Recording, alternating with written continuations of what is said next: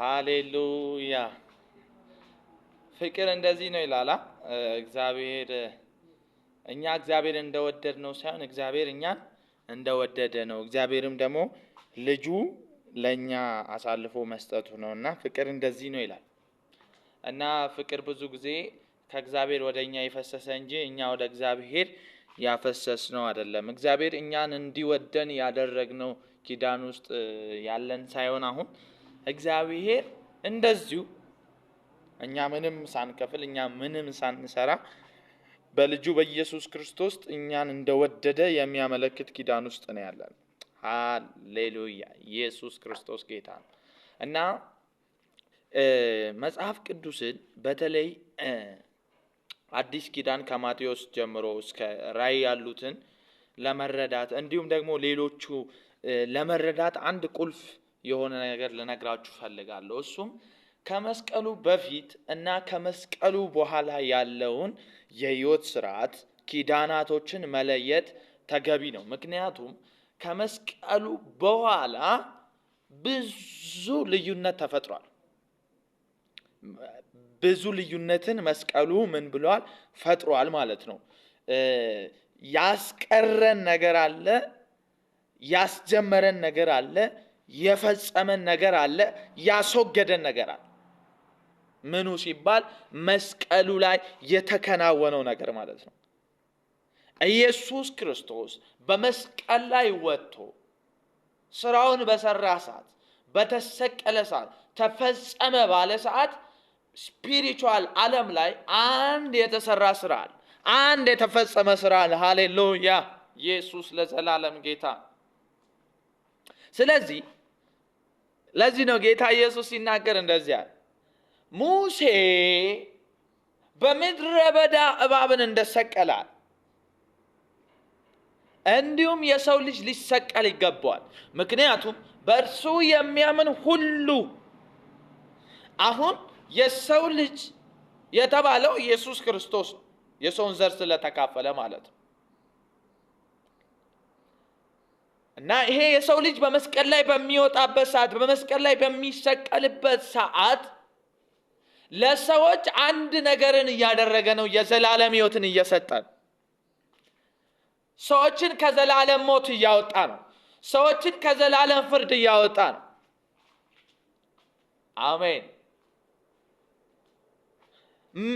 ምን የሰው ልጅ በመስቀል ላይ እየወጣ ባለ ሰዓት ላይ ማለት ነው ሞትን፣ ፍርድን ምንድን ነው ያመጣው? ኃጢአት። የኃጢአት ኮንሲኩዌንሲ ሁል ጊዜ ሞት ነው። ሁል ጊዜ በሽታ ነው። ሁል ጊዜ መርገም ነው። ሁል ጊዜ የሚያመጣው ፍርድን ነው። ምን? የሞት ፍርድን። ግን ኢየሱስ ክርስቶስ በመስቀል ላይ ይሄን ሁሉ ይዞ ወጥቷል። ፍርድን ይዞ ወጥቷል። ሞትን ይዞ ወጥቷል። ኃጢአትን ይዞ ወጥቷል። ሞትን ይዞ ወጥቷል። ግን ደግሞ አለ ከመስቀሉ በኋላ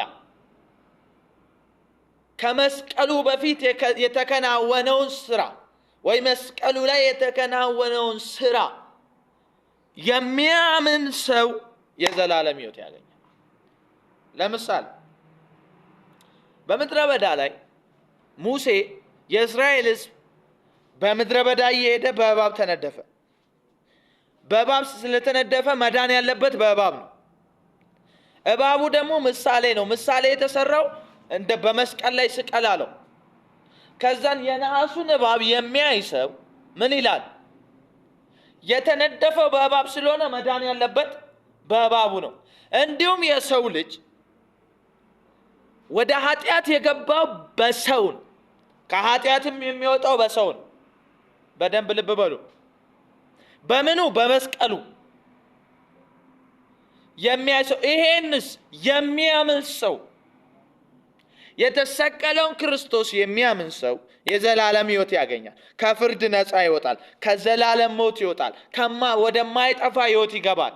ምክንያቱም በመስቀሉ የተገለጠው ሕይወትና አለመጥፋት ስለሆነ።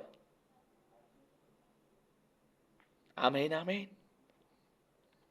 ስለዚህ ባይብልን ለመረዳት ይሄን ፓተርን ካልገባችሁ፣ ይሄ ፓተርን ካልከፈታችሁት በጣም አስቸጋሪ ይሆንባችኋል። ከመስቀሉ በፊት ለምሳሌ አንድ ፓተርን አሁንም ልስጣት። አሕዛብ የሚባል የለም። በእስራኤል ኪዳን ውስጥ አሕዛብ የሚባሉ የሉ። ከመስቀሉ በኋላ ግን አሕዛብም እስራኤልም አይሁድም አኩስቴም ምንሼም የለም። ከመስቀሉ በኋላ ያለው አንድ በክርስቶስ ኢየሱስ የሆነ እስራኤልም ያልሆነ አሕዛብም ያልሆነ ግን እስራኤልም አሕዛብም የሆነ ግን በክርስቶስ አዲስ ፍጥረት ኒው ክሬሽን። ማንም በስጋ እንደሆነ አንቆጥርም። ማንም በአሮጌው ኪዳን እንዳለ አንቆጥርም። አሁን ሁሉም በክርስቶስ አዲስ ፍጥረት እንደሆነ ምን እንላለን? እንቆጥራለን። ስለዚህ ሁሉ ጊዜ ምን መረዳት አለብን? ምን ማወቅ አለብን? ከመስቀሉ በፊትና ከመስቀሉ በኋላ ኢቭን አራቱ ወንጌላቶችን መረዳት ያለብን ነገር ጌታ ኢየሱስ ክርስቶስ ከመስቀሉ በፊት እያስተማረ እየተናገረ የነበረ ቃል። ከመስቀሉ በፊት ኢየሱስ በእነዚህ ወንጌላቶች ውስጥ ሙሉ ከውልደቱ እስከ ሞቱ እስከ ትንሣኤ የሚናገሩ ቁልፍ ቃላቶች ናቸው። እነዚህ ነገሮች ምንን ነው የሚያሳዩት ሲባል የሕግን ፍጻሜዎቹ፣ የመጽሐፍትን ፍጻሜ፣ የነቢያቶችን፣ የመዝሙራቶችን፣ የትንቢት ፍጻሜ ነው የሚያሳየው እንጂ አዲስ ትምህርት አይደለም። ኢየሱስ ከሰማይ ይዞ የመጣ አዲስ ነገር የለውም። በእነዚህ በ39 መጽሐፍቶች ውስጥ ስለ እሱ የተነገሩትን የትንቢት ቃላቶችን ከዘፍጥረት ምዕራፍ 1 ቁጥር 1 ጀምሮ ያሉትን ቃላቶችን ትንቢቶችን እየፈጸመ ነው የመጣው። ለዚህ ነው በሉቃስ ምዕራፍ 24 ላይ የሰው ልጅ መከራ እንደሚቀበል ከመከራው በኋላ ደግሞ ወደ ክብሩ መግባት እንደሚገባው ከሙሴ መጽሐፍት፣ ከነቢያት መጽሐፍት፣ ከመዝሙረ መጽሐፍት ከእናንተ ጋር በነበርኩ ጊዜ አላስተማርኳችሁንም? አልነገርኳችሁንም? እናንተ የማታስተውሉ ሰዎች፣ እናንተ ልብ የማትሉ ሰዎች ምንድናችሁ እናንተ ብሎ ደቀ መዛሙርቶቹን 12ቱን ደቀ መዛሙርቶቹን ሲቆጣቸው ታያላችሁ። እነዚህ መጽሐፍቶች ሁሉ የሚናገሩት መከራ ስለተቀበለው ስለ መሲሁ፣ ስለሞተው ስለ ኢየሱስ፣ ከሞት ስለተነሳው ስለ ኢየሱስ፣ ስላረገው በአባቱ ቀኝ ስለተቀመጠውና ስለሚመጣው መሲህ ነው። ሃሌሉያ ሃሌሉያ። ስለዚህ ወዳጆቼ ሁልጊዜ ማሰብ ሁልጊዜ ማስተዋል ያለብን ነገር ከመስቀሉ በፊትና ከመስቀሉ በኋላ ያለውን ሚስጥር ካልገባችሁ ካልተረዳችሁ አሁንም እናንተ በኩነኔ ህይወት ውስጥ ልትኖሩ ትችላላችሁ። የእግዚአብሔርን ፍቅር ልታጣጥሙ አትችሉም። ስለዚህ በመስቀሉ በፊት ያለውንና ከመስቀሉ በኋላ ያለውን እውነት መረዳት መቻል አለብን። መረዳት መቻል አለባችሁ። እኔ አሁን በጥቂቱ ነው እያሳየዋችሁ ያለሁት። ሃሌሉያ። ከመስቀሉ በፊት መጥፋት አለ። ለምሳሌ ከመስቀሉ በፊት ይጠፋል። ከመስቀሉ በኋላ ግን መጥፋት አትችልም እጠፋለሁ ብትል። ምክንያቱም በእርሱ የሚያምን የዘላለም ሕይወት ብቻ አይደለም የሚያገኘው እንዳይጠፋ። ሃሌሉያ አይደለ?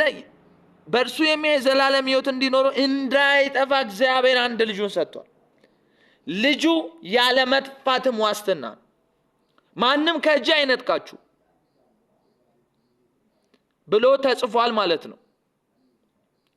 ስለዚህ ይሄን መረዳት በጣም ተገቢ ነው ማለት ነው።